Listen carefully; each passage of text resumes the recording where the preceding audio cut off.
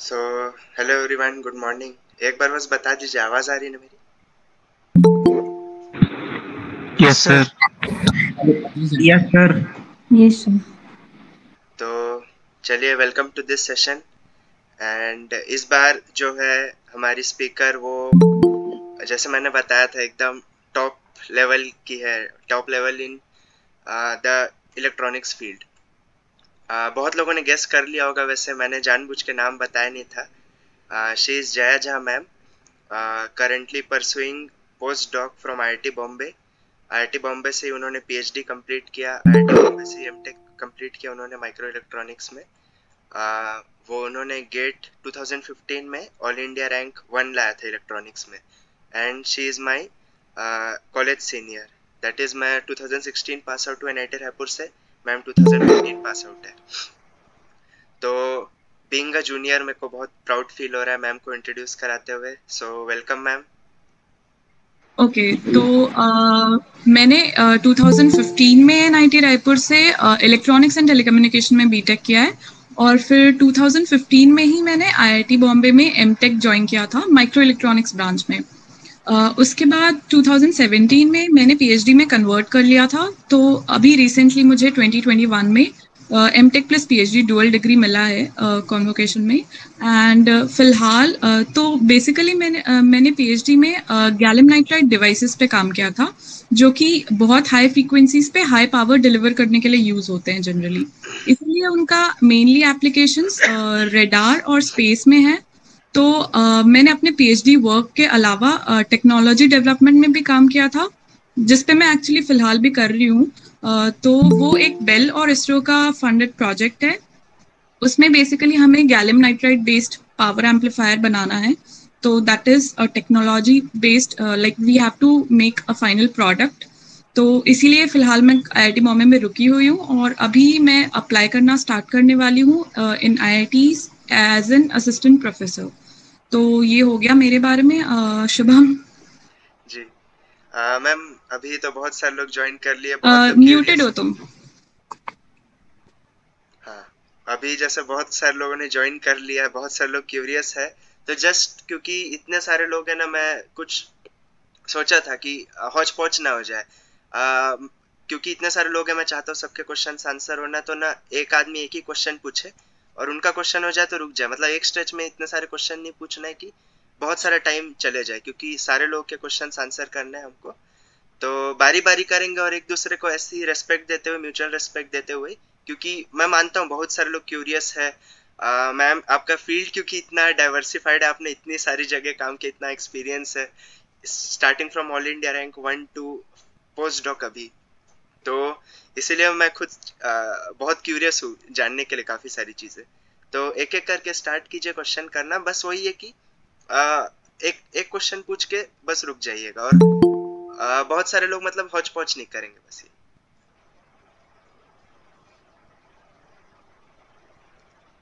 Question start कर सकते हैं। Hello. Hello ma'am. Hi. Ma'am, IIT में एडमिशन प्रोसेस के बारे में बताइए ना। एमटेक अगर के लिए मुझे पूछना। यस मैम, एडमिशन प्रोसेस चाहिए तो कहाँ से शुरू करके कहाँ से एंड तक पूरा शुरू से बताइए ना। पूरा एडमिशन प्रोसेस। तो सबसे पहले तो अगर आपको टीचिंग असिस्टेंट एमटेक ज्वाइन करना है, जो कि 2 ईयर प्रोग्राम होता है, उसके लिए आपको गेट में अगर आपको इलेक्ट्रिकल में मैं बोल रही हूँ, आईआईटी बॉम्बे में अराउंड 100 के अंदर बंद हो जाता है। 100 इज मैक्सिमम। वो भी डिपेंड करता है कौन से ईयर पे आप गेट दे रहे हैं, मतलब उस ईयर के अकॉर्डिंगली चेंज होता है स्टैटिस्टिक्स। तो सबसे पहले गेट क्वालिफाई करना होगा, आई मीन गेट में रैंक लाना होगा। एंड देन उसके बाद आप डायरेक्टली एप्लीकेशन फॉर्म भर सकते हैं। उसके बाद टीएस का डायरेक्टली एडमिशन के लिए आपको कॉल आ जाता है, I mean directly joining letter आ जाता है, बेसिकली ऑफर लेटर। उसके बाद आपको कुछ नहीं है, बस यहाँ पे आके ज्वाइन करना है, ओरिएंटेशन होगा, एंड बाकी तो कोर्स वर्क तो आके ही पता चलेगा। उसके बाद मतलब मैम अगर कोई एक्स्ट्रा आपका, एग्जाम और इंटरव्यू वगैरह मैं वही कह रही गेट हूँ, के अलावा? अगर आपका गेट में उतना अच्छा रैंक नहीं आता है, सपोज आपका 1000-1500 तक भी आता है, तो काफ़ी सारे आईआईटीज़ हैं जो रिसर्च असिस्टेंटशिप, जो कि 3 ईयर प्रोग्राम होता है एमटेक में, वो प्रोवाइड करते हैं। तो उसके लिए आपका वो आपके लिए एक सेकेंड अपॉर्चुनिटी है। सपोज आपका गेट के एग्जाम के दिन आपका दिन खराब रहा और आप गेट में उतना अच्छा परफॉर्म नहीं कर पाए, तो आप फिर उसके लिए अप्लाई कर सकते हैं। एमटेक आरए की पोजीशन होती है वो। तो उसमें फिर उसमें दो टाइप का होता है, एक इंस्टीट्यूट आरए होता है और एक रिसर्च आरए होता है, लैब्स जो देखते हैं। तो उसमें आपको गेट हो गया, उसके बाद एप्लीकेशन फॉर्म भरिए और फिर यहाँ पे बुलाते हैं। वो जो शॉर्ट लिस्टिंग होगी वो आपके गेट रैंक पे होगी, लेकिन फिर भी वो 1500 तक जाता है। 1500 आईआईटीज पे डिपेंड करता है। बॉम्बे का आई थिंक 1000-1500 तक जाता है वो।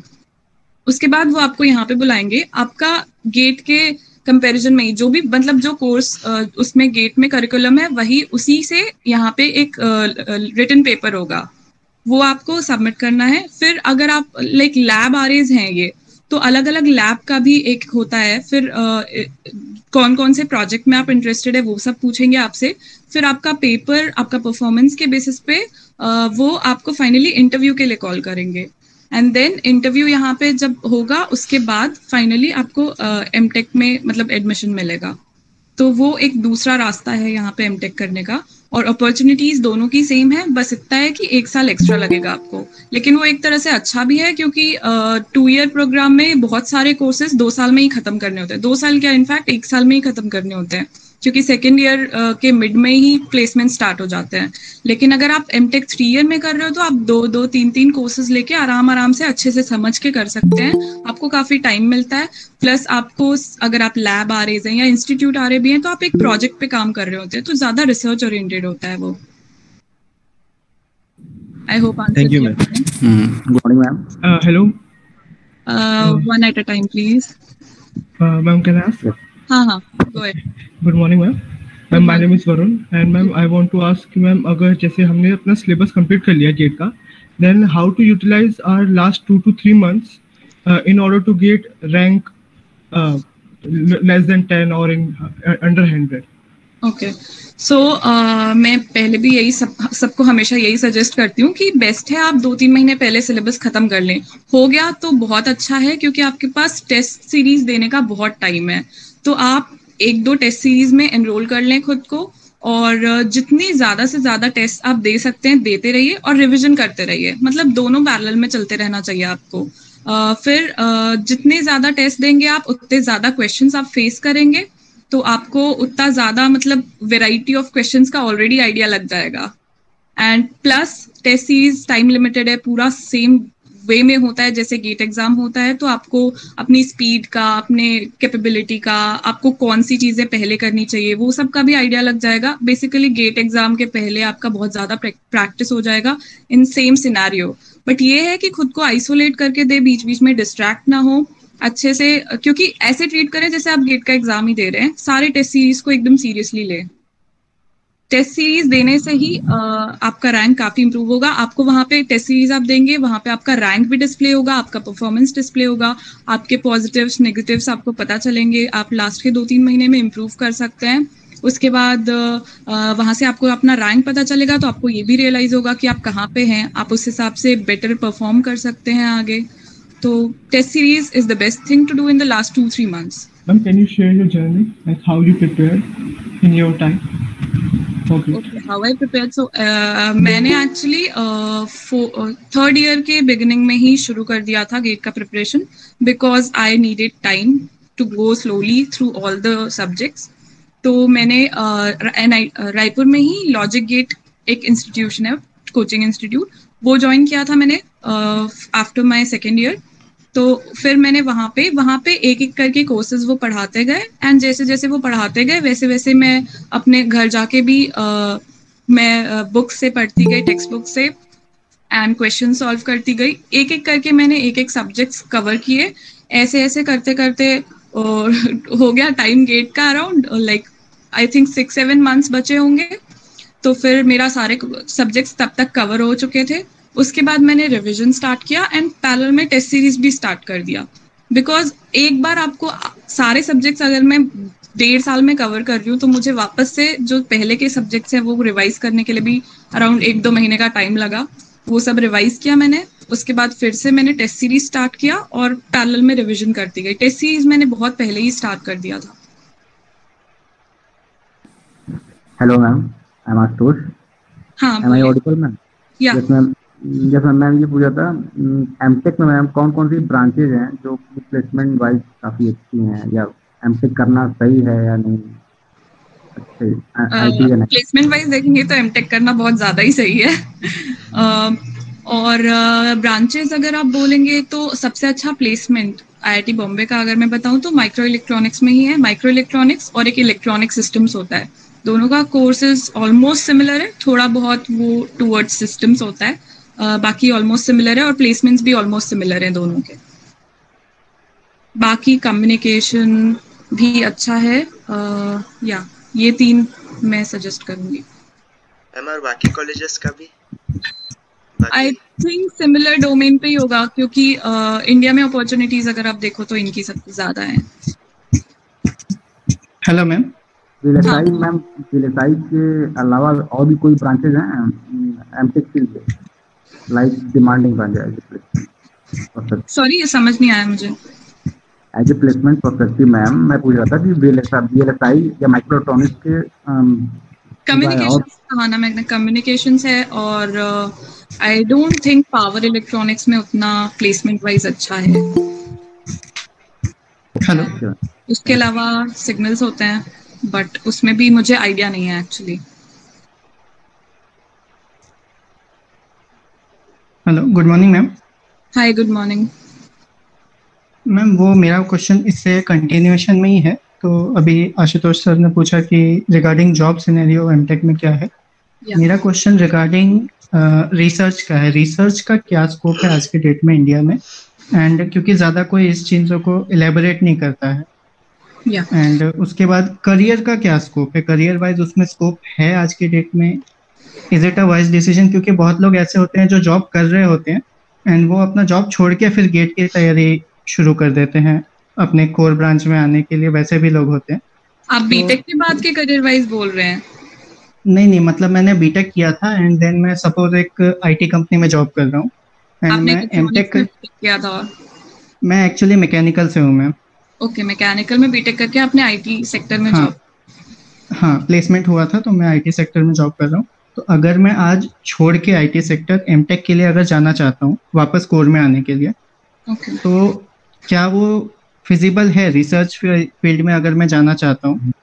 हाँ, बिल्कुल फिजिबल है। बहुत सारे लोगों ने इनफैक्ट ऐसा किया है। तो अगर आप रिसर्च फील्ड में जाना चाहते हैं तो आप बीटेक के बाद एक्चुअली डायरेक्टली पीएचडी भी होता है, तो आप डायरेक्टली पीएचडी के लिए भी अप्लाई कर सकते हैं अगर आपको इंडिया में करना है या फिर अगर बाहर भी करना है तो। और इंडिया में अगर आप वैसे आफ्टर लाइक आपकी कोर कंपनी में जॉब की बात कर रहे हैं तो एमटेक के बाद तो काफ़ी सारे हैं, बट अगर आप आरएनडी चाहते हैं तो इंडिया में उतना स्कोप नहीं है जॉब करने का। ओके, मतलब नॉर्मल इंडस्ट्रियल जॉब के लिए मैं एमटेक परस्यू कर सकता हूँ, बट रिसर्च फील्ड के लिए मुझे फिर बाहर ऑप्शन एक्सप्लोर करने पड़ेंगे। एग्जैक्टली, यहाँ पे आपको आरएनडी पोजीशंस नहीं मिलेंगी इंडिया में उतनी ज़्यादा। ओके, दूसरा ऑप्शन जो मुझे पता चले थे वो वही आपके गवर्नमेंट पीएसयू जो है, पार्क वगैरह, इसरो, फिर आई थिंक यही ऑप्शन रह जाते हैं। Right. Okay ma'am, thank you sir. Hello ma'am, good morning. Good morning ma'am. जैसे कोई भी सब्जेक्ट को कैसे प्रिपेयर करें? अभी मतलब कुछ ही सब्जेक्ट हुए हैं, 2-3 सब्जेक्ट, और अभी 4-5 मंथ बचे हुए हैं और रिवाइज भी करना है और उसको कंप्लीट भी करना है। बताइए मैम थोड़ा। ऐसे जल्दी में कैसे करना है इसका मैं ज़्यादा आइडिया नहीं दे सकती हूँ वैसे, बट अगर आपके पास बहुत कम टाइम बचा है तो बेस्ट ऑप्शन ये है कि आप कंसेप्ट्स से ज़्यादा टेक्निक पे ध्यान दें कि कोई क्वेश्चन आपके पास आता है तो आप उसको कैसे सॉल्व करते हैं और कितना फास्ट सॉल्व करते हैं, क्योंकि अगर आपको हर बहुत सारे वेराइटी ऑफ क्वेश्चंस होते हैं और हर क्वेश्चन सॉल्व करने का एक टेक्निक होता है। Yes ma'am.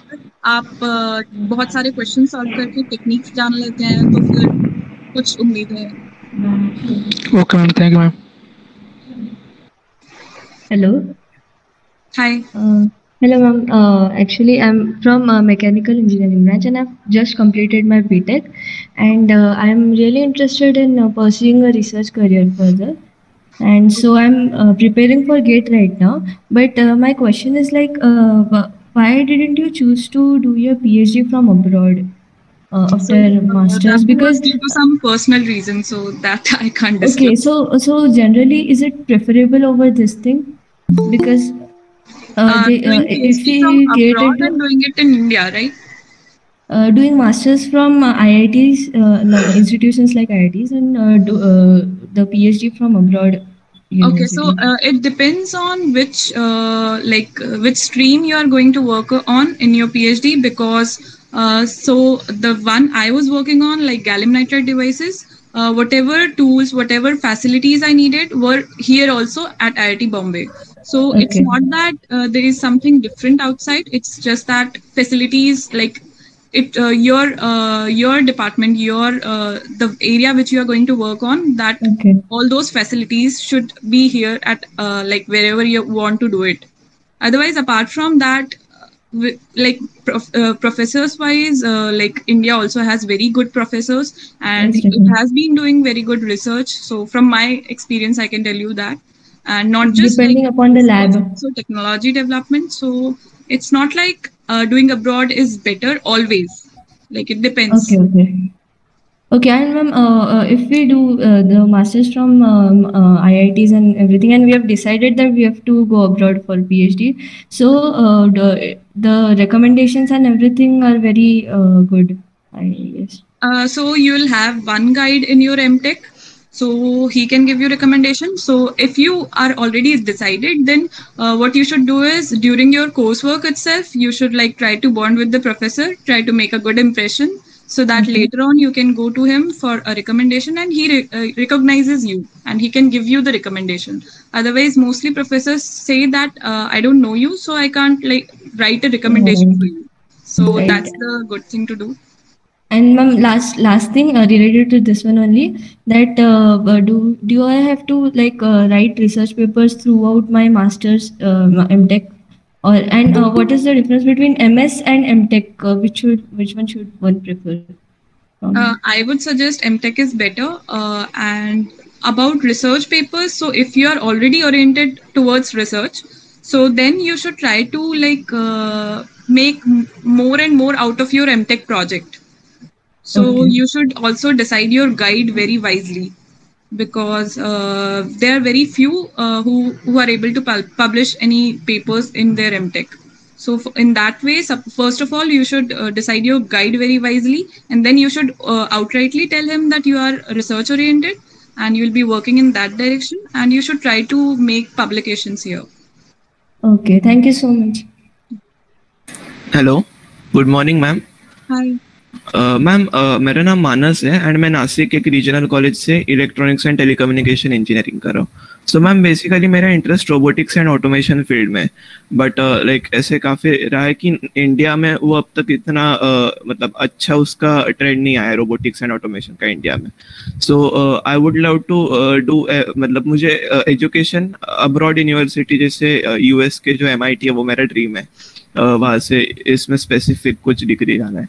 बट ऐसे मैंने सुना है मैम कि जो टॉप जो IITs एंड नेशनल इंस्टीट्यूट्स हैं इंडिया के, वहाँ से ही वो मोस्टली प्रिफर करते हैं स्टूडेंट्स लेना, वो जो इंस्टीट्यूट्स है वो। So my plan was that कि मैं MTech करूँ IISc, अभी रिसेंटली IISc में robotics and automation branch launch हुई है MTech के लिए। सो वहाँ से MTech करके मेरा प्लान था कि PhD या ऐसे कुछ करने के लिए मैं उस कॉलेज में जाऊँ किसी स्पेसिफिक रोबोटिक्स के फील्ड में। सो ऐसा पॉसिबल होता है मैम? मतलब MTech काफी बहुत इजी हो जाता है अगर आप MTech IISc बैंगलोर से कर रहे हैं तो, बिकॉज ऑलरेडी आपने गेट में अच्छा रैंक लाया है, फिर आप MTech में अपना अच्छा प्रोफाइल बना लीजिए जैसा मैंने उनको बोला था अभी, और फिर आप अप्लाई कर सकते हैं। तो जो आपने स्टार्टिंग में बोला वो सही है कि वो प्रेफर करते हैं यहाँ के MTechs को, तो आप GRE की प्रिपरेशन भी काफ़ी स्टार्टिंग से ही कर दें स्टार्ट, तो बेटर रहेगा, बिकॉज उन सब में भी प्रोसीजर में भी बहुत टाइम लगता है। ओके श्योर मैम, मतलब वो लेते हैं ना, ऐसा नहीं कि MTech करने के बाद। Okay fine, thank you ma'am. Hello ma'am, good morning ma'am. Good morning. I am Choitali Khandra from Department of Electrical Engineering, 3rd semester. So ma'am, can you tell me in which way am I starting my preparation in this time? In which year are you? Ma'am, Electrical Engineering, 3rd semester. third semester. You have ample time then. You can plan it properly and like so you can do it on your own also, but I would suggest it's better to like where are you living? West Bengal. So there must be some good institution for GATE. So I would suggest to join something because like it gives you some sort of discipline if you join a coaching institute. Otherwise, if you are preparing on your own, at some point you will feel like, why am I doing this and all that. But if you have joined a coaching institute, you will be like punctual. You will be able to manage all those subjects, since GATE has like very vast course structure. So it's better to join a coaching institute and then plan your preparation very carefully and like do it one subject or maybe two subjects in parallel at a time. And then, as I already said, I have also started after my second year, so you have very much amount of time. You can like do it very easily. It's easier if you start earlier. Thank you, ma'am. Ma'am, can I join online coaching institute because I am from West Bengal, so here not a very good institute. That is also fine, yeah. But you should have dedication to do that. Okay, ma'am. Ma'am, I have suggestion for her. Yeah, go ahead. Ma'am, join NPTEL. That is very good for beginner. NPTEL. NPTEL for GATE purpose, you are saying? Yes, ma'am. Concept, ma'am, that good, ma'am. Okay, I don't think NPTEL would be that good looking at the GATE exam. वही है कि मतलब technically NPTEL is good, पर gate exam क्यों gate specific है, content बहुत vast है, time limited है। इतना टाइम नहीं मिलेगा आपको कि आप सारे लेक्चर्स सुनो एंड देन समझो एंड देन क्वेश्चंस बाद में अलग से सॉल्व करो।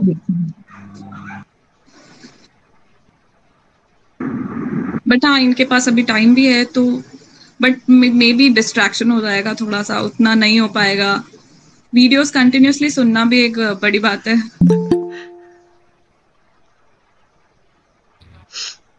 Thank you, ma'am.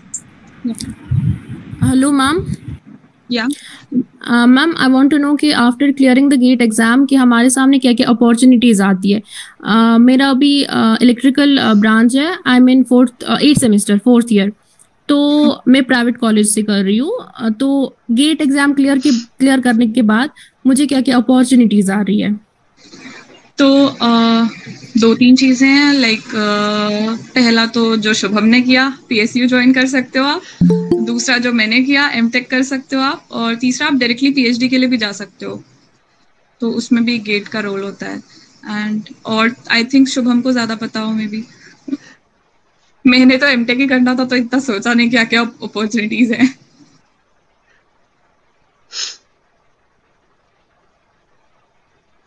Ma'am PSU के लिए कितना रैंक आना जरूरी है? शुभम PSU का तो अभी बहुत एकदम चेंज हो गया सिनेरियो। आप अभी भी देखिए, मैं तो अभी भी कनेक्टेड हूँ स्टूडेंट से। एक तो प्राइवेटाइजेशन का बोल रहे हैं और सीट्स एकदम लिमिटेड हो गई। मेरे टाइम पे तो ऐसा था कि कई बार ऐसा होता था कि एक एक आदमी के पास 5-6 PSU का, मेरे खुद 6 जगह सिलेक्शन हुआ था 6 PSUs में। पर अभी पूरा सिनेरियो चेंज हो रहा है। तो अभी मैं बोलूँगा कि जैसे आपने भी क्वेश्चन पूछा ना, मैं बोलूँगा ना, अभी आप जब तक तैयारी कर रहे हैं ना, आप रैंक के लिए तैयारी कीजिए। अभी ये मत सोचिए, मेरे को भी नहीं पता था कि अगर मैं PSU सिलेक्शन हो गया मैं कहाँ जाऊँगा या क्या करूँगा।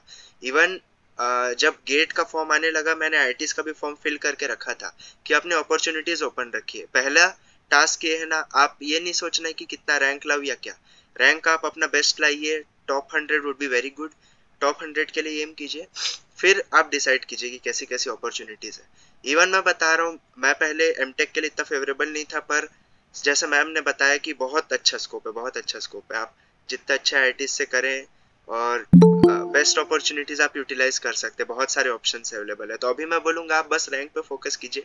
इसका डिस्कशन कैसा रैंक आता है, क्या है, PSU IIT कौन सा ब्रांच, वो तब डिसाइड करे, तब मैं ऐसा सजेस्ट करूँ। Okay sir. Hello, good morning ma'am. Ma'am मेरा क्वेश्चन था कि मैंने सिलेबस अभी कंप्लीट कर लिया है, पर प्रैक्टिस अभी उतना नहीं, मतलब रिवीजन नहीं कर रहा हूँ अभी 1.5 महीने से कर। तो अभी कौन सा अप्रोच करेंगे तो गेट तक वो कंप्लीट हो जाए मेरा सारा प्रैक्टिस भी और ये सारा रिवीजन भी पैरेलल में। अभी कौन सा मंथ चल रहा है? ओके, अगस्त, राइट? हाँ, तो अभी तो काफी टाइम है आपके पास। अभी आप 1-1.5 महीना अराउंड रिवीजन कर सकते हैं सबसे पहले। उसके बाद आप सपोज आपका आधा रिवीजन हो गया, मान लो half of the subjects are done, उसके बाद आप टेस्ट देना शुरू कर दीजिए, क्योंकि रिवीजन टेस्ट के साथ भी होता जाता है। बिकॉज आप इक्वेशंस यूज करेंगे, फॉर्मूले यूज करेंगे, तो आपको याद रहेंगे वो। तो आपके पास अभी एम्पल अमाउंट ऑफ टाइम है for revision and test series both.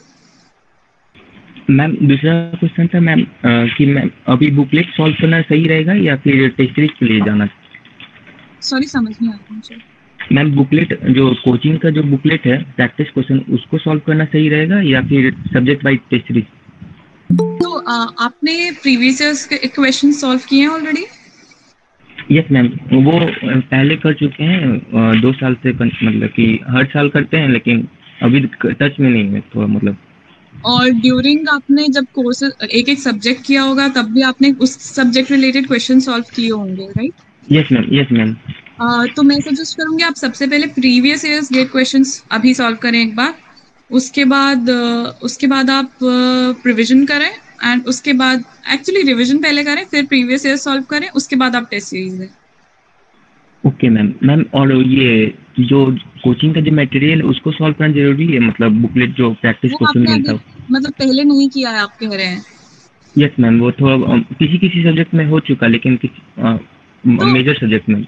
आप जैसे जैसे मूव ऑन करते जाएंगे आपको रियलाइज होगा कि मतलब आपके पास कितना टाइम है, आपको खुद समझ आएगा वो, उसके हिसाब से आप सॉल्व कर सकते हैं वो। Okay ma'am, thank you ma'am. Previous years के कर लीजिए। Okay ma'am. Hello ma'am. या हाय। मैं बोल रहा हूँ कि मतलब जो IITs में जो एमटेक RA और TA है, तो अपॉर्चुनिटी वाइज उसमें डिफरेंस क्या है? कोई डिफरेंस नहीं है। एक बार आप यहाँ पे आ गए, 1 साल एक्स्ट्रा लगेगा बस, अदरवाइज और कुछ डिफरेंस नहीं है। कोई नहीं देखता है कि आप TA या RA हैं। Ma'am placement wise? Same, exact same.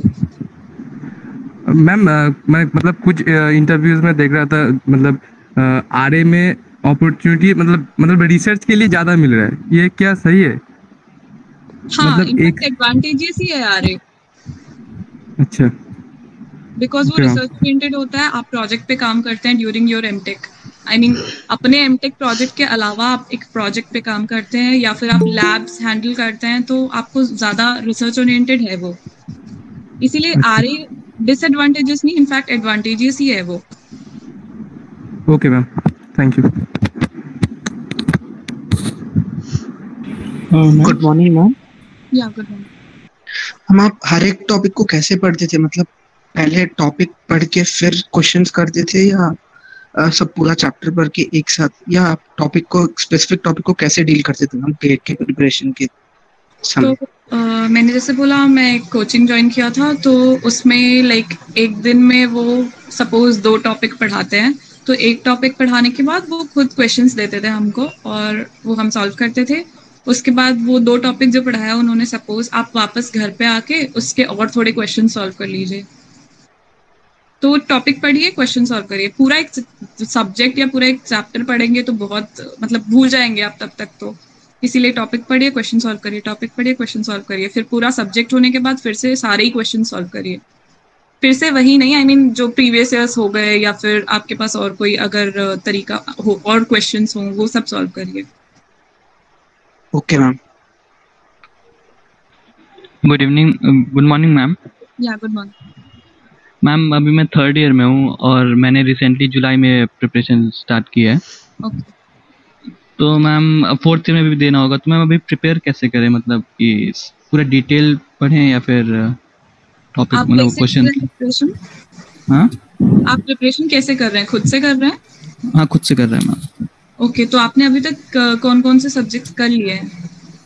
Ma'am अभी EC में देखा जाए तो मैम अभी नेटवर्क और मैथ अभी शुरू किया, जुलाई में शुरू किया। हाँ, जुलाई में स्टार्ट किया। Okay okay.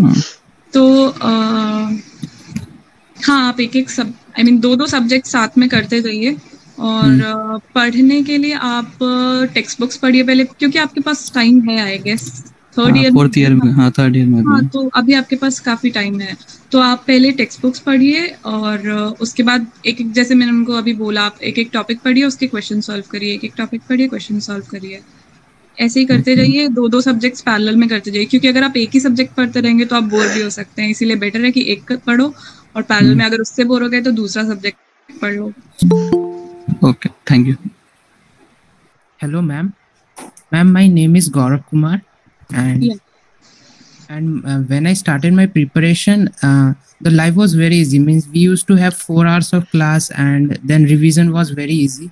But at present, we are having 8 hours of class and revision of that particular subject, and the past subject is very difficult. Means I'm not able to manage my time. So how to manage the time after 8 hours of class? Like when are you planning to give GATE? In 2022. I'm in 5th semester right now. 5th semester. So you will give it in 2022? Yes ma'am. Actually अभी जो नया pattern है ना, उसमें third year वाले भी दे सकते हैं और फोर्थ ईयर में फिर से दे सकते हैं। Okay, so what you are saying, 8 hours of class. So what is this class regarding? I mean, it's a coaching. GATE classes means I have joined live classes, so they are taking 8 hours of class a day. So I'm not able to. First of all, is it helpful? I mean, is that 8 hours, spending 8 hours on that worth it? Yes, ma'am. 4 hours morning and 4 hours evening, and 2 subjects are parallelly. No, that's not what I'm asking. I'm asking, do you think it's worth it? I mean, spending your 8 hours a day on that live sessions, is it worth? Is it helping you?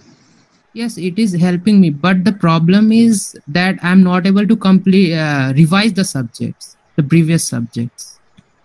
Oh, don't worry about that. That you will get time. Like once all the subjects are done, you will get time to revise those subjects. You must have already solved questions related to those subjects earlier, right? Yes, ma'am. During that, when the subjects were being taught. Yes, ma'am. Yeah, so like right now, if 8 hours of class is there, so don't worry about the earlier subjects. I think you'll get time later on. Focus on the subjects which are going right now. Okay. Ma'am, my question is continue to this question. Ma'am, same problem, like 8 hours of classes. And ma'am after that जो उसके बाद जो time मिलता है उसके बाद ma'am वो क्या पढ़ा है वो पढ़ने में चल जाता है। उसकी वजह से मैम पुराने सब्जेक्ट्स ना वो रिवाइज नहीं होते। मतलब रिवाइज करके अगर मैं PYQs लगाऊंगा तो हो जाएंगे, लेकिन बिना उनको रिवाइज करे PYQs नहीं होते। तो इज इट मतलब ऐसा ठीक रहेगा कि after completing the whole syllabus? Fine, it's completely fine, क्योंकि मुझे जहाँ तक याद है मैंने तो 2 सब्जेक्ट्स किए थे, उसके बाद मैंने आई थिंक एज सच कुछ रिवाइज नहीं किया था। सेमेस्टर एग्जाम्स में अगर कुछ हो गया तो हो गया, अदरवाइज मैंने एज सच लाइक बीच में रिवाइज करना है ऐसा कुछ नहीं किया था। इन द एंड भी मैंने सारा कुछ रिवाइज किया था, और जब प्रीवियस ईयर सॉल्व किए थे तब किया था, बस वही है। Okay, thank you. इसकी रिवीजन की टेंशन मत लो।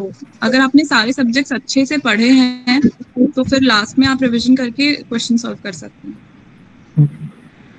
Thank you. Good morning ma'am. Good morning ma'am.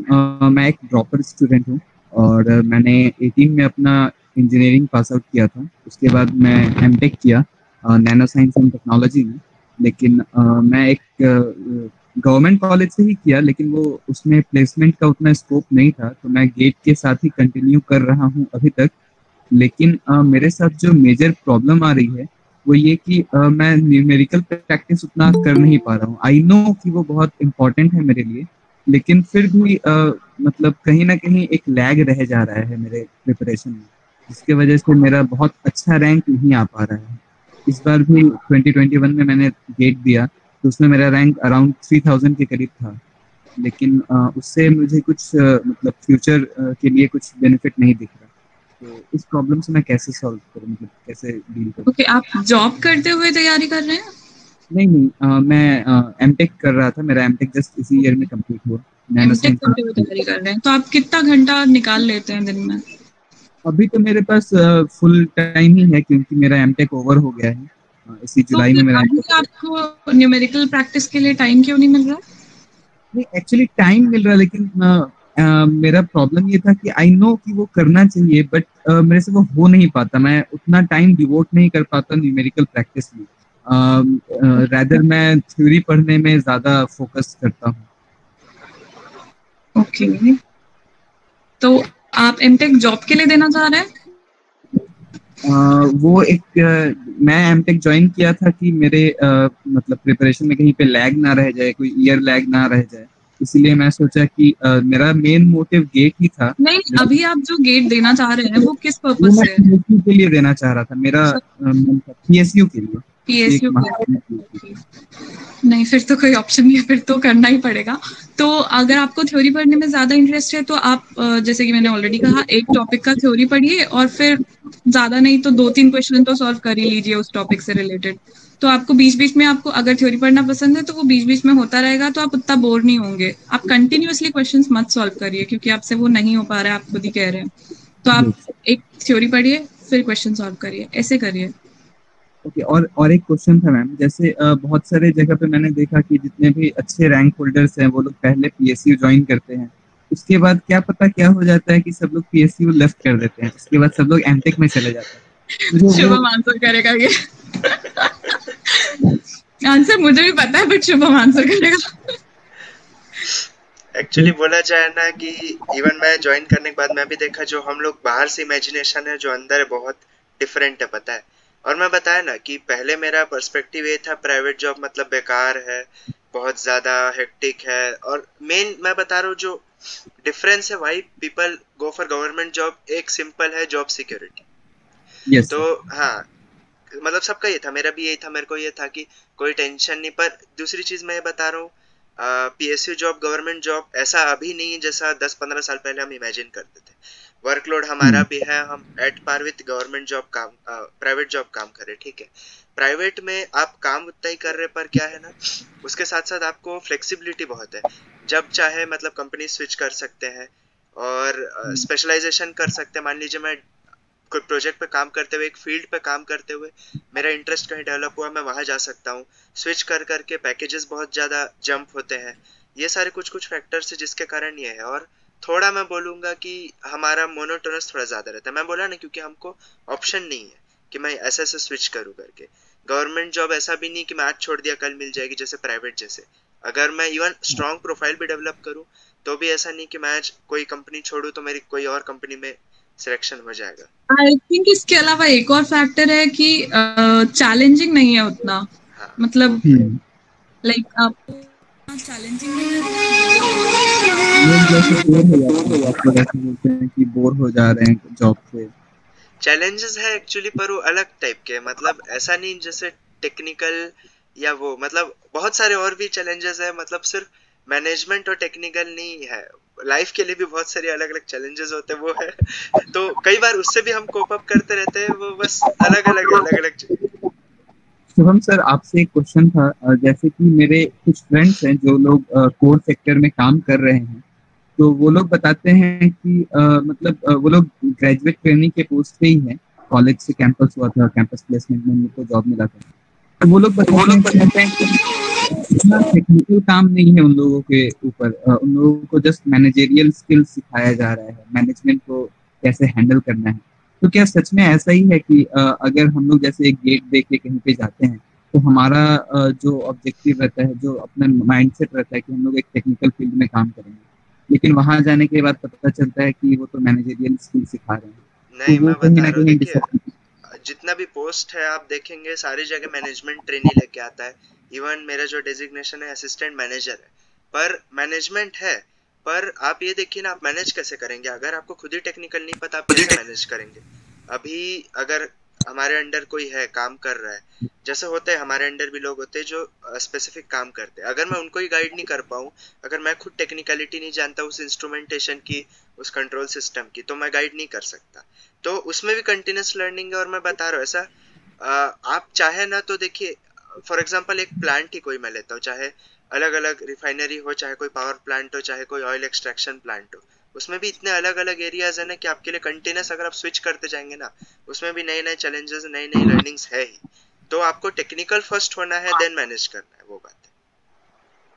Sir मेरा एक लास्ट क्वेश्चन जैसे सुनो ना, कि देखिए मैं कभी टोकता नहीं, पर क्या कंटिन्यूस और भी लोगों को अपॉर्चुनिटी देनी। अगर देखिए कुछ बीच में पॉज आता तो फिर पूछना, सॉरी इसके लिए, पर मैं वो यही कर लो चाहता हूँ सर कि ना आप। वो सबको मौका मिले, इसके लिए बस। Thank you so much.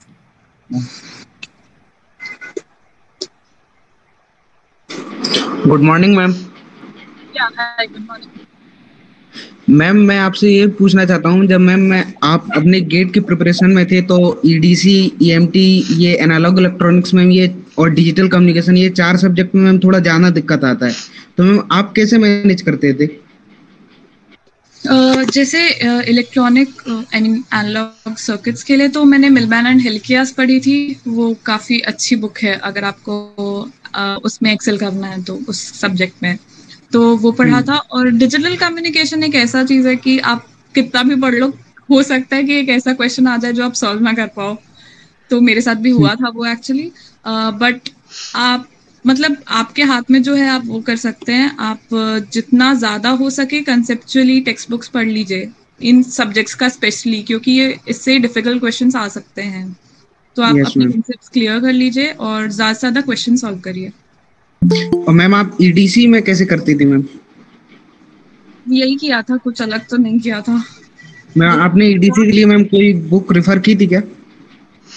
ED से आप डिवाइसेस एंड सर्किट्स ही बोल रहे हैं ना? हाँ हाँ मैम, हाँ। हाँ तो मिलमैन एंड हिल्कियास उसके लिए पढ़ा था। Okay, thank you ma'am. Hello, या है। Good morning ma'am. मेरा एक क्वेश्चन है कि कितना डिफिकल्ट है पीएचडी? पीएचडी? यस मैम, अभी हम मास्टर कंप्लीट किए हैं मैकेट्रॉनिक्स से। ओके, तो आप पीएचडी अगर करना चाहते हैं तो क्यों करना चाहते हैं? Just like government, state government में कोई भी असिस्टेंट प्रोफेसर के पोस्ट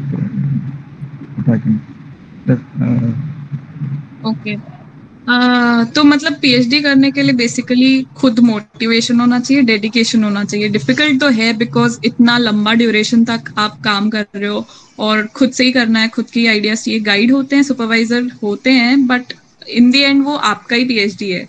तो इसीलिए आपको बहुत ज्यादा मोटिवेशन और डेडिकेशन चाहिए कि हाँ करूंगा मैं, एंड लाइक अच्छे से करना भी है, अच्छे से आइडियाज भी लाने हैं, सोचना है। फिर कभी कभी फ्रस्ट्रेशन हो जाएगा, क्योंकि जितना लंबा ड्यूरेशन उतना ज्यादा फ्रस्ट्रेशन। तो डिफिकल्ट तो है, बट अगर आप सच में करना चाहते हैं तो ठीक है। मतलब अगर आप वही डेडिकेट नहीं हो पाते हैं। एमटेक में भी थोड़ा लग रहा था कि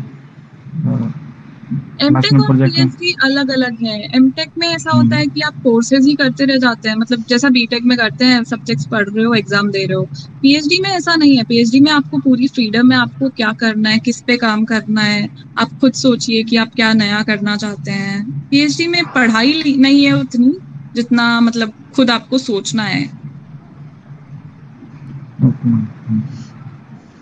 तो एमटेक और को पीएचडी से कंपेयर मत करिए। मतलब एमटेक में अगर अच्छा नहीं लग रहा था तो पीएचडी अच्छा नहीं लगेगा, ऐसा नहीं है।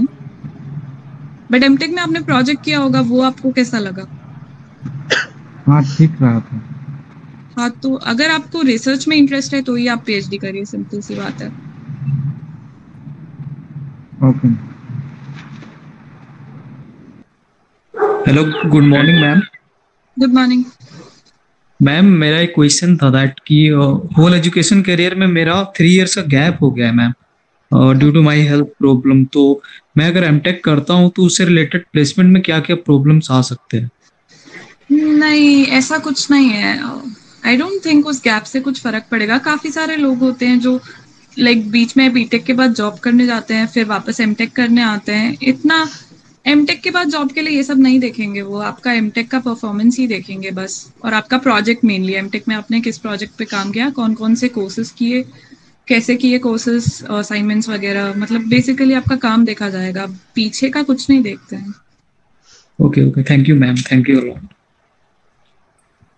हेलो मैम, एमटेक के बाद मैम, एमटेक के बाद अब्रॉड जाने के लिए मैम क्या क्या पॉसिबिलिटीज हैं एमटेक के बाद, अगर आईआईटी एनआईटी से करते हैं? मोस्टली लोग यही करते हैं। अगर कोई आईआईटी से एमटेक कर रहा है और उसको पीएचडी करना है, रिसर्च में जाना है, आप अब्रॉड पीएचडी के लिए बोल रहे हैं, जॉब के लिए बोल रहे हैं? जॉब के लिए मैम। जॉब के लिए तो एक्चुअली फिर कंपनीज में आपको पहले काम करना पड़ेगा और फिर आपके परफॉर्मेंस पे वो डिपेंड करेगा कि आई डोंट नो, ज़्यादा आइडिया नहीं है मुझे क्योंकि मेरे सारे एमटेक वाले फ्रेंड्स यहीं इंडिया में ही जॉब कर रहे हैं। और हाँ, एक्चुअली डिपेंड करता है कि कौन सा ब्रांच है आपका, क्योंकि यहाँ आईआईटी में भी काफ़ी कंपनीज आती हैं बाहर की भी, लाइक काफ़ी सारे यहाँ के एमटेक जापान में जॉब करने के लिए गए हैं एंड सिंगापुर भी जा रहे हैं लोग, तो ऐसा कुछ नहीं है मतलब। ब्रांच तो मैम अपना इलेक्ट्रॉनिक्स ही है, इलेक्ट्रॉनिक। हाँ, तो एमटेक पे डिपेंड करेगा एक्चुअली, इलेक्ट्रॉनिक्स के अंदर भी बहुत सारे स्ट्रीम्स हैं यहाँ। Yes ma'am. तो ऐसा नहीं है, काफ़ी सारे प्लेसमेंट अपॉर्चुनिटीज हैं यहाँ बाहर जाने के। मैम प्लेसमेंट आईआईटी जेनआईटी में मतलब करने से बाद प्लेसमेंट कंफर्म रहती है कि मतलब नहीं हो जाएगी प्लेसमेंट? आपकी आवाज क्लियरली सुनाई नहीं दे रही मुझे। मैम कह रहा हूँ मैम कि आईटी या एनआईटी से एमटेक करने के बाद प्लेसमेंट की रहती कंफर्म प्लेसमेंट हो जाएगी या फिर भी? इलेक्ट्रिकल में तो कंफर्म है कि हो ही जाएगा, सबका हो जाता है। Okay ma'am, thank you. Hello, good morning ma'am. Yeah good morning ma'am. I am in 3rd year and मेरा क्वेश्चन है कि कॉलेज की मुझे सीजीपीए भी मेंटेन करनी है अच्छी, लाइक अबव 9 एंड गेट में भी अच्छी रैंक लानी है, less than 100, so how to manage them because मेरी कंडीशन ही ऐसी है, सो हाउ टू? अभी कितना सीपीए? 3rd ईयर में हो? नहीं, हाँ अभी 3rd ईयर में, 2nd ईयर में प्रमोट किया गया है, 1st ईयर में अबव 9 था। 2nd ईयर में क्या किया है? सॉरी, प्रमोशन हुआ है कोविड की वजह से। मुझे समझ नहीं आया ये। मैम एग्जाम नहीं हुआ, ऐसे प्रमोट कर दिया गया है सब। Okay okay okay. तो अगर आपका फर्स्ट सेमेस्टर में 9 है तो आई मीन फर्स्ट ईयर में 9 है तो 3rd और 4th ईयर में भी मेंटेन करना उतनी बड़ी बात नहीं है, और प्लस आप गेट की तैयारी भी कर रहे हैं तो वो भी हेल्प करेगा आपको इन सेमेस्टर एग्जाम्स। तो उस टाइम हाँ, टाइम कैसे मैनेज करना है तो ये है कि आप अपना कॉलेज डेली मतलब क्लासेस सारे अटेंड करें, क्योंकि सेमेस्टर एग्जाम के लिए बस आपको क्लासेस अटेंड करना है, उससे ज़्यादा कुछ एक्स्ट्रा एफर्ट लगाने की ज़रूरत नहीं पड़ती है। क्लासेस अटेंड करें रेगुलरली और क्लासेस खत्म होने के बाद आप अपने गेट की तैयारी करते रहें, डेली बेसिस पे कह रही हूँ मैं ये। उसके बाद जब आपके सेमेस्टर एग्जाम शुरू होने वाले हैं 1-1.5 महीने पहले से थोड़ा सा सेमेस्टर एग्जाम की तरफ फोकस हो जाए, लाइक सपोज 1 महीना, तो आई थिंक दोनों मैनेज करना पॉसिबल है। बिकॉज मेरा भी सीपीआई अराउंड 9 ही था, तो it's not a big deal. And my other question is कि कॉलेज लाइफ में कई सारे डिस्ट्रैक्शंस होते हैं, तो उनको कैसे एक मोटिवेशन में कन्वर्ट करें? ओके, सबसे पहला तो ये है कि अगर कोर में नौकरी करनी है तो फिर डिस्ट्रैक्शंस हटाओ, गेट की तैयारी तो करनी ही पड़ेगी अच्छे से। और डिस्ट्रैक्शन हटाने के लिए वो तो खुद से ही आना चाहिए कि नहीं करना ही है, फोकस करो। फोकस होना सबसे ज़्यादा ज़रूरी है किसी भी चीज़ में, सिर्फ गेट की बात नहीं कर रही हूँ। मतलब प्रायोरिटी सेट करो अच्छे से, क्या ज़्यादा इम्पोर्टेंट है at that point of time, at that stage of life. जैसे भी पीएचडी में सीट कम हो रही है तो उससे थोड़ा डिमोटिवेशन भी आ जाता है और लगता है कभी कभी गेट से करने से क्या फ़ायदा होगा, तो ऐसे कुछ। हाँ, एक्चुअली मैं इस पे कमेंट नहीं कर सकती क्योंकि मैंने जॉब के लिए गेट नहीं दिया था तो मेरा मोटिवेशन कुछ और था। तो मतलब अगर डिमोटिवेट हो रहे हो तो अगर आपको लगता है कि अपॉर्चुनिटी नहीं है, आपको पीएसयू नहीं मिलेगा, तो फिर इसमें मतलब खुद ही मोटिवेट होना पड़ेगा। इसमें तो मैं तो कुछ कमेंट नहीं कर सकती, शुभम कर सकता है मे बी। मैंने जैसे बोला था ना कि देखो अभी सीट कम हो रहे तो आपको तो और ज्यादा मेहनत करनी चाहिए इनफैक्ट।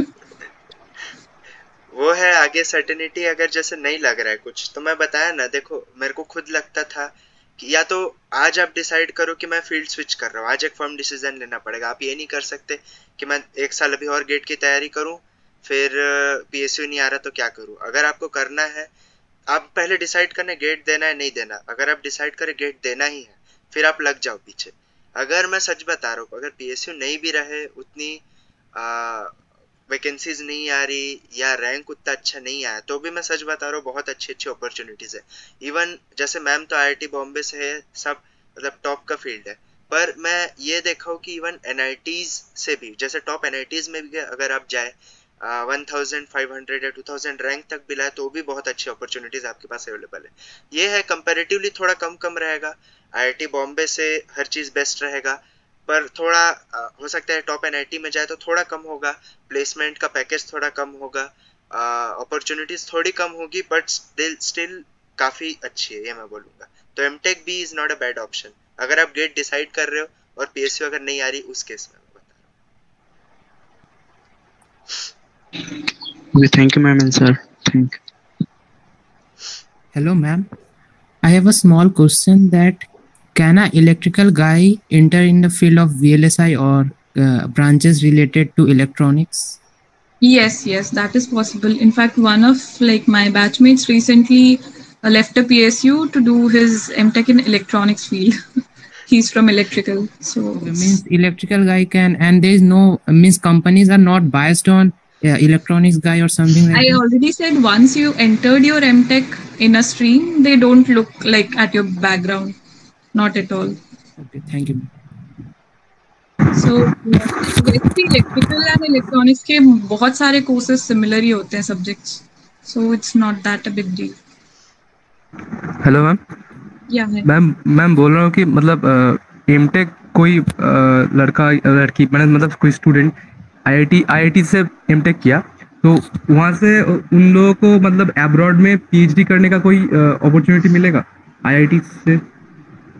IIT से अपॉर्चुनिटी ऐसा तो कुछ नहीं है, बट आप खुद अप्लाई कर सकते हो, और यहाँ का MTech बहुत ही लाइक रेस्पेक्टेड और रेप्यूटेड ही है, तो आपको खुद ही मतलब ज्यादा पोजीशंस मिलेंगे। मतलब मैम मैं कुछ प्रोफेसर्स की मतलब प्रोफाइल चेक कर रहा था तो उन लोगों का मतलब ऐसा कुछ था कि इंडिया में MTech किया तो उसके बाद उन लोगों ने मतलब अब्रॉड जाके PhD किया, उसके बाद पोस्ट डॉक किया। IIT का ऐसा कुछ डायरेक्ट रोल नहीं है, IIT का यही रोल है कि उन्होंने MTech यहाँ से किया है तो वो काउंट करता है। IIT आपको सीधे एज सच कुछ रिकमेंडेशन सॉर्ट ऑफ नहीं है, बट आप यहाँ से MTech कर रहे हैं तो वो बहुत बड़ी बात है, और यहाँ पे आप अच्छा प्रोफाइल बना लीजिए। ऐसा IIT के थ्रू डायरेक्टली कुछ नहीं होगा, आपको ही अप्लाई करना होगा, बट फायदा है कि आपने IIT से MTech किया। और मैम मतलब डिफरेंस क्या रहती है मतलब इंडिया में PhD करना और अब्रॉड में करना? मतलब आप तो IIT बॉम्बे से कंप्लीट कर चुके हैं तो हाँ, तो जैसा मैंने ऑलरेडी कहा कि डिपेंड करता है कि आपको जिस पे काम करना है, जिस एरिया में काम करना है, वहाँ की फैसिलिटीज अगर यहाँ पे भी वैसी है जैसी बाहर है तो कुछ फर्क नहीं है, कोई डिफरेंस नहीं है। बट अगर आप किसी ऐसे स्ट्रीम में काम कर रहे हैं जहाँ के लिए आपको यहाँ से थोड़ी ज्यादा फैसिलिटीज चाहिए तो आप बाहर जा सकते हैं, तो ही डिफरेंस आता है मेनली। और क्या डिफरेंस आएगा, क्योंकि प्रोफेसर्स तो सिमिलर ही हैं, जो सुपरवाइज आपको करेंगे उनका लेवल भी वही है जो बाहर के लोगों का है। डिफरेंस मेनली फैसिलिटीज में ही आता है। मैम प्रोफेसर्स मतलब जो MTech में अलर्ट होते हैं तो मतलब उनके ऊपर भी MTech क्या डिपेंड करता है? मतलब कुछ स्टूडेंट ऐसे का कह रहे थे कि आपको अच्छा प्रोफेसर मिल गया तो आपका MTech बहुत अच्छा हो जाएगा, तो ऐसा कुछ?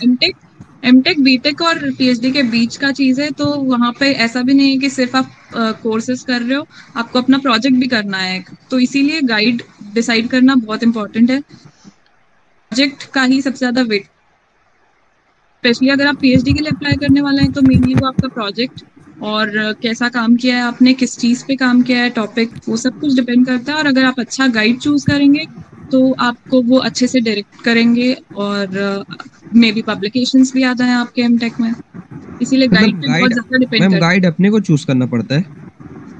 एक्चुअली ये एक ट्रिकी क्वेश्चन है। अगर आप TA हैं तो मतलब पहले ईयर में गेट के रैंक पे डिसाइड होता है, मतलब ऐसा गेट के रैंक के बेसिस पे वो पूछते जाएंगे आप अपना प्रेफरेंस बताइए। लेकिन अगर आपका टर्न आने के पहले ही वो गाइड के लाइक एक गाइड का लिमिटेशन होता है MTech में, आई थिंक टू 2 या 3 स्टूडेंट्स का, तो हो सकता है कि वो गाइड आपको ना मिले। लेकिन फिर सेकेंड ईयर में CPI बेसिस पे होता है तो आप टेबल्स टर्न कर सकते हैं। तो ऐसा है कि खुद चूज करना होता है, लेकिन आपको मिलने के लिए एक क्राइटेरिया है। अच्छा, ठीक है। और अगर आप आ रहे हैं तो वो from the beginning he decided होता है। ओके मैम रैंक पे डिसाइड होता है ना? अप्लाई कर रहे हैं तो आपको प्रोजेक्ट ध्यान से चूज करके ही उसी प्रोजेक्ट के लिए अप्लाई करिए, आप उसी लैब पर्टिकुलर लैब के लिए अप्लाई करिए, ऐसा होता है। इंस्टीट्यूट आरएस खुद डिसाइड कर सकते हैं, लेकिन जो लैब आरएस होते हैं उनका डिसाइडेड होता है, प्रोजेक्ट आरएस होता है। Okay thank you. Good morning ma'am. Good morning ma'am, मेरे को ये पूछना था कि मैम आप हिंदी मीडियम से हो कि मैम इंग्लिश मीडियम से? क्या फर्क पड़ता है उससे? मैम जैसे कि मैं इंटर मैंने हिंदी मीडियम से की है, तो मैम बीटेक में मेरे को थोड़ी बहुत दिक्कत आ रही थी, लेकिन मैम कॉन्सेप्ट क्लियर होने लगे हैं। तो मैम ये पूछना चाहता जैसे कि मैं एमटेक करूँगा तो वो सही रहेगा कि नहीं रहेगा? मैम उसका हिंदी मीडियम इंग्लिश मीडियम से कोई लेना देना नहीं है, क्योंकि बीटेक के आई थिंक पहले दूसरे ईयर में ही आपको मतलब आप अडेप्ट कर लिए होंगे आई थिंक। मैम प्लेसमेंट में दिक्कत तो नहीं आएगा? प्लेसमेंट में आप कॉन्फिडेंस मतलब देखते हैं वो मेनली, पर हाँ आपको थोड़ा अपने कम्युनिकेशन स्किल्स पे एक्स्ट्रा वर्क करना पड़ेगा और कुछ नहीं है। बट हाँ कॉन्फिडेंटली करना है जो भी करना है, आप थोड़ा इधर उधर भी बोल देंगे फर्क नहीं पड़ता, बट कॉन्फिडेंस ज्यादा इंपॉर्टेंट है। तो हम कम्युनिकेशन में वर्क करना पड़ेगा। इम्पोर्टेंट है। Okay ma'am. पर वो यहाँ पे भी एक्चुअली सिखाते हैं, फर्स्ट ईयर में कम्युनिकेशन स्किल्स भी सिखाते हैं एमटेक में। Okay ma'am, thank you. हम बस सेशन एंड करते हैं उसके पहले मेरा एक लास्ट क्वेश्चन। आप ऑल इंडिया रैंक 1 है मैम, तो जिस दिन रिजल्ट आया था उस दिन का एक्सपीरियंस बताइए, क्या फीलिंग थी? एक्चुअली मैंने एक्सपेक्ट नहीं किया था, मतलब ठीक है टेस्ट सीरीज में आता था टॉप 10 में, बट मुझे लगता था कि यहाँ पे तो कम ही लोग होंगे, मान लो 100 लोगों में आ गया तो थोड़ी ऐसे गेट में भी आ जाएगा करके। बट फिर जिस दिन मैंने एग्जाम दिया था तो उस दिन मुझे थोड़ा मतलब एक्चुअली गेट के एग्जाम देने के पहले एक दिन पहले मैं अपने जो कोचिंग के मेरे वो हैं टीचर उनसे मिलने गई थी, तो उन्होंने बोला टॉप 50 में आना चाहिए, एक दिन पहले हुआ है ये गेट के। आई वाज लाइक सीरियसली मुझसे टॉप 50 एक्सपेक्ट कर रहे हैं? मैंने सोचा ठीक है देखा जाएगा, पहले दे तो दे एग्जाम। फिर जब मैंने एग्जाम दिया तो मुझे लगा कि हाँ शायद पॉसिबल है टॉप 50। फिर मतलब उसके बाद आंसर्स आ जाते हैं, आपको चेक करना होता है, तो मार्क्स के हिसाब से भी लग रहा था कि ठीक है टॉप 50 आ जाएगा, और मुझे टॉप 50 चाहिए था बिकॉज मुझे एमटेक करना था आईआईटी बॉम्बे से, और कुछ ज्यादा सोचा नहीं था। पर जब फर्स्ट आया तो मतलब वो अलग ही फीलिंग था, मतलब खुद ही यकीन नहीं हो रहा था फर्स्ट सीरियसली। पर मतलब हाँ वो दिन अलग ही था। तो थैंक यू मैम। मैं जानता हूँ और भी लोगों के बहुत सारे क्वेश्चंस होंगे, पर 1 आवर हो गया सेशन का। अगर मैम फ्री रहेंगी तो बाद में कभी और कुछ टाइम बाद फिर से सेशन रखेंगे, कुछ लोगों के में भी और डाउट्स आए क्लियर हो। मतलब अभी तो जैसे मैं इसको अपलोड करूंगा मैम, तो और भी लोग देखेंगे, हो सकता है थोड़ा कुछ और नए डाउट्स आए।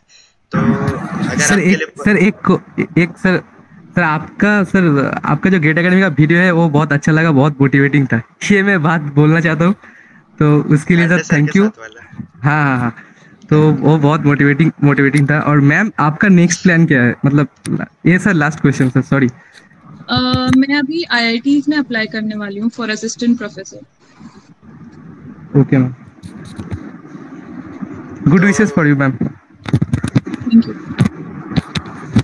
मैम। वही अगर आपके लिए भी पॉसिबल हो कभी कुछ टाइम बाद, तो फिर टाइम निकाल के थोड़ा स्टूडेंट्स के डाउट क्लियर कीजिएगा, क्योंकि मेरे को पता है अभी भी बहुत लोग हैं जिनके बचे होंगे क्वेश्चंस, धीरे धीरे अभी भी लोग ज्वाइन हो रहे हैं इवन। तो स्टिल थैंक यू मैम, आपका इतना प्रेशियस टाइम निकालने के लिए। मैं खुद देख रहा था आप बहुत बिजी थी, तो भी आपने 1 घंटा स्पेयर किया हमारे लिए, thank you so much. Thank you, no problem. तो चलिए सेशन को एंड करते हैं। हाँ thank you ma'am. Thank you ma'am.